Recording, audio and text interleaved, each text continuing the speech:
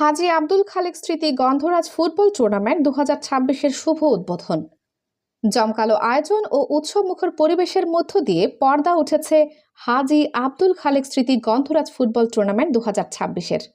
স্থানীয় ক্রীড়াপ্রেমী ও যুব সমাজের অংশগ্রহণে উদ্বোধনী অনুষ্ঠানটি প্রাণবন্ত হয়ে ওঠে। টুর্নামেন্টের উদ্বোধনী খেলায় মুখোমুখি হয় সোনার বাংলা গ্রিন সিটি এবং Keraniganj friends and brothers football academy. খেলা ঘিরে দর্শকদের মধ্যে ছিল ব্যাপক উৎসাহ উদ্দীপনা। মাঠ জুড়ে ছিল ফুটবল প্রেমীদের সরব উপস্থিতি।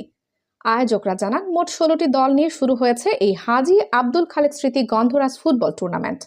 পুরো টুর্নামেন্ট জুড়ে প্রতিদ্বন্দ্বিতাপূর্ণ ও উপভোগ্য খেলা অনুষ্ঠিত হবে বলে আশা প্রকাশ করেন তারা। স্থানীয়রা বলেন, এ ধরনের ক্রীড়া আয়োজন যুব সমাজকে মাদক ও অপরাধ থেকে দূরে রাখতে গুরুত্বপূর্ণ ভূমিকা রাখবে। তারা তরুণদের মাদক ছেড়ে খেলাধুলার মাঠে আসার আহ্বান জানান। এ সময় আয়োজকরা ভবিষ্যতেও এমন সামাজিক ও ক্রীড়ামূলক আয়োজন অব্যাহত রাখার প্রত্যয় ব্যক্ত করেন। কানিজ ফাতেমা সোমা, আমার কেরানীগঞ্জ।